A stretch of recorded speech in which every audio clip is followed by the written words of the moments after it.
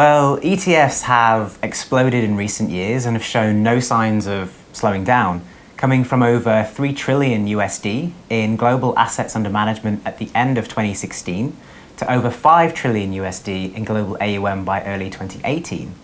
And as we've talked about before, this trend is powered by a shift towards more passive investment strategies on one hand, and the search for an ever more low-cost, liquid and accessible vehicle on the other. And these two drivers have heavily influenced development and innovation in exchange-traded products, which has in turn made trading them more complex. And this has generated a few pain points within the industry.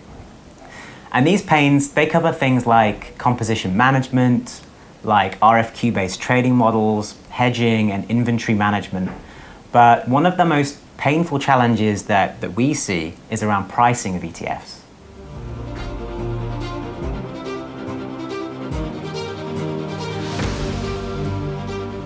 So these types of products are becoming more complex in general, I think it's fair to say. And consequently, we're seeing that the pricing of them is becoming more complex as well. So an ETF today could readily involve a portfolio of hundreds of stocks from around the globe, over-the-counter options positions, hundreds of bonds that rarely trade. And looking to the future, there are a wave of Bitcoin ETFs currently going through approval too.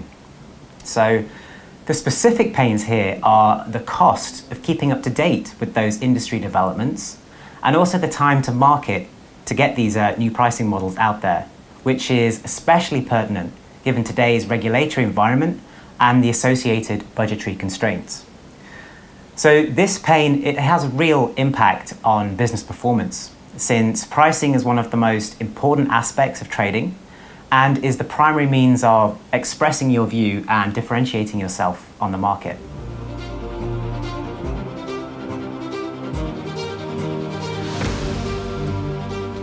To accurately price a universe of ETFs, a good pricing solution should be able to do a few things.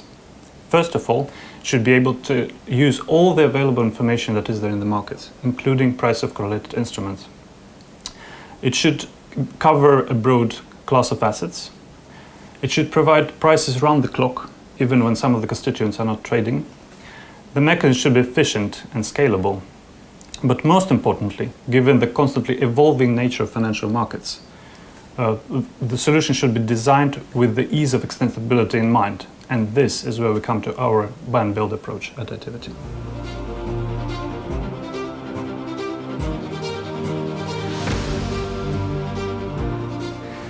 Buy and build has become a buzzword in the industry, but to us it's not just a slogan, it has to be a culture, a mindset and almost a mantra.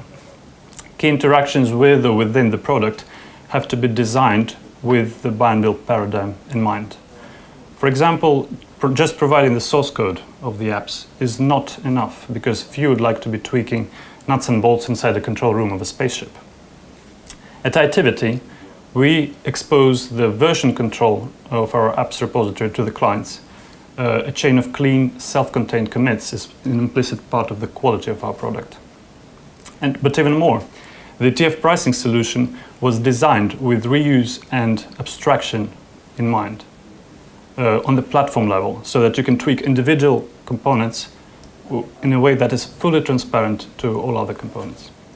And overall, I guess there are many answers to the question, but this is what buy and build is to us at Activity.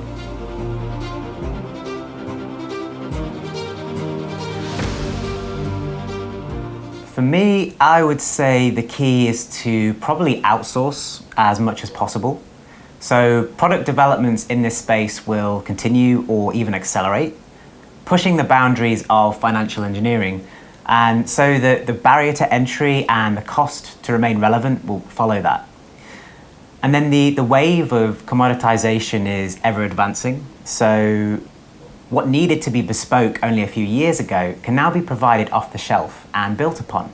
So firms no longer need to build their own pricing engine from scratch or on top of generalized CEP platforms, for example. For me, our ETF pricing solution exemplifies Activity and our buy and build paradigm. So not just having a solution, but having a future-proof framework is paramount.